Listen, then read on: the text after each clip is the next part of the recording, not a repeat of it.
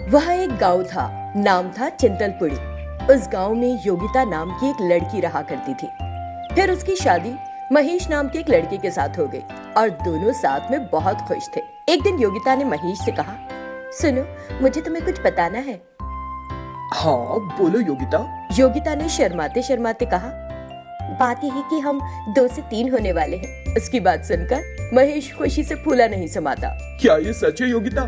मुझे बहुत खुशी हो रही है। ये कहते हुए वो सारी जरूरी चीजें और फल लेकर आया और उसे दे दिए।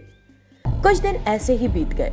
एक दिन महेश की अचानक एक दुर्घटना में मौत हो गई। ये जानने के बाद योगिता रोने लगती है और कहती है, हे परमेश्वर, ये क्या हो गया? आपने मेरे पति को मुझसे अलग क्यों कर दिया? क्या यह अन्याय नहीं है मुझ पर? अपने पति के बिना कैसे रहूंगी? वो महेश के बारे में सोच सोचकर बहुत रोती है। एक दिन उसके घर के सामने आकर एक कुत्ता जोर जोर से भौंकने लगा।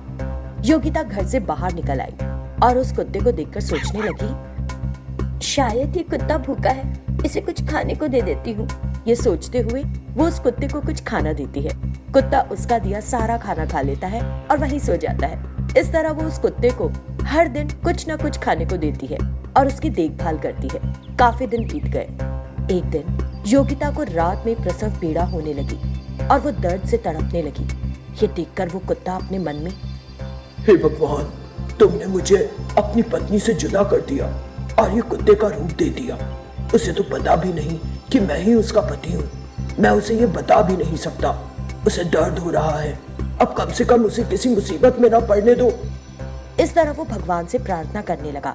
कुछ देर बाद योगिता ने एक बच्चे को जन्म दिया, लेकिन वो बच्चा मरा हुआ पैदा हुआ था। उस मरे हुए बच्चे को देखकर योगिता की आंखों से आंसू बह निकले और वो पूरी तरह निराश हो गई। हे भगवान, तुमने मेरे बच्चे को मार दिया। एक और अन्याय मेरे साथ।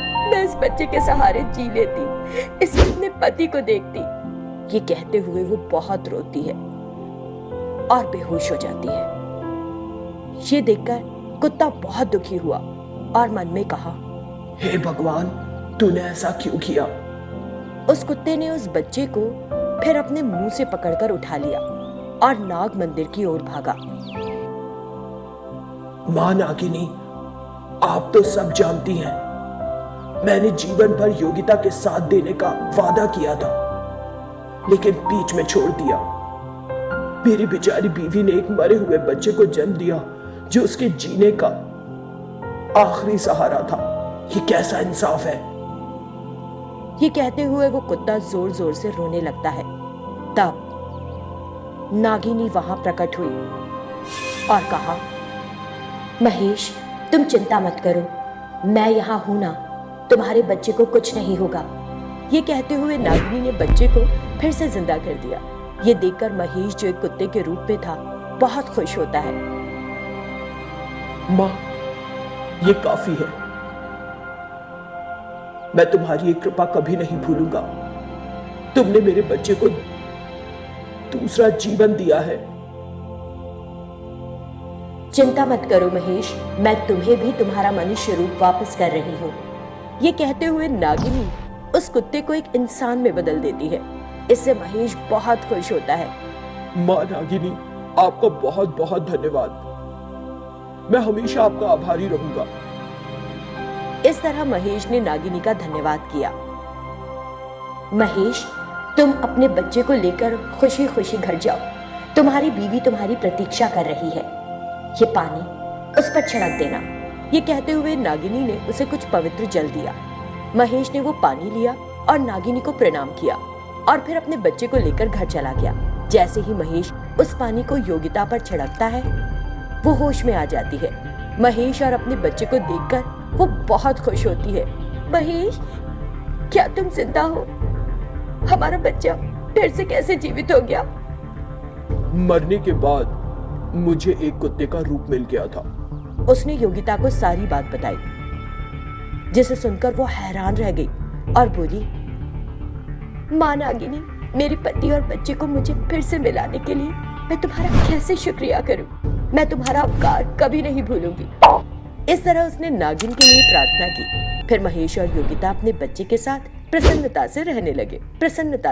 एक बहुत बड़ा जंगल था और वहां एक बाघ रहा करता था।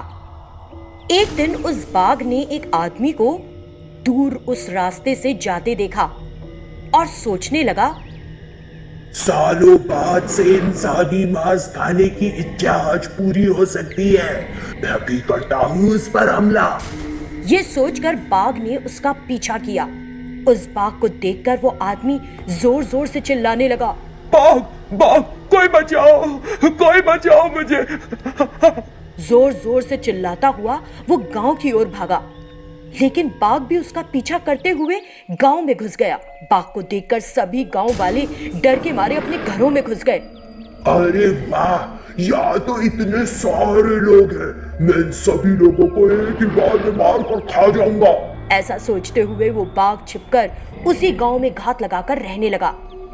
अगले दिन कुछ लोगों ने मिलकर एक दूसरे से बात की। हमारे गांव में एक बाघ आ गया है, हमें बहुत सावधान रहना होगा और साथ में रहना होगा।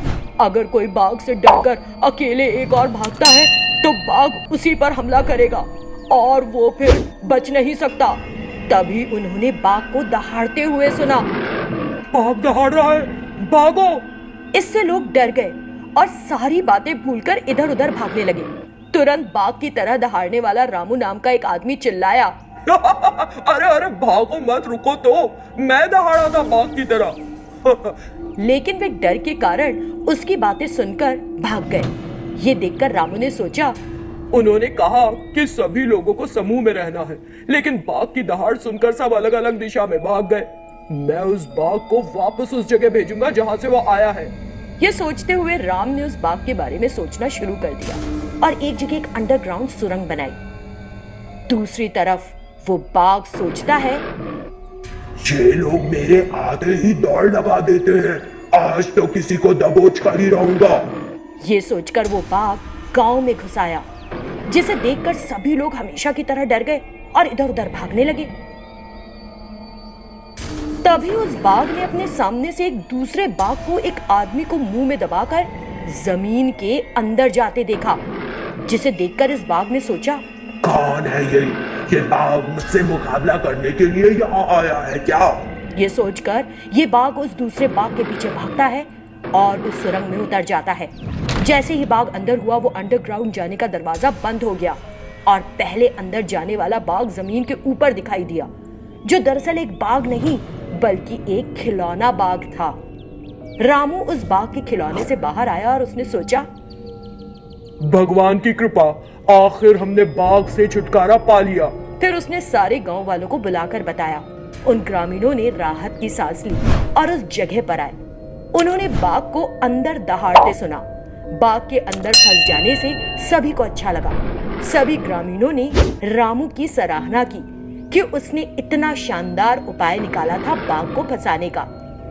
वो लालची बाघ जो गांव में आया था, अंडरग्राउंड फंस गया था।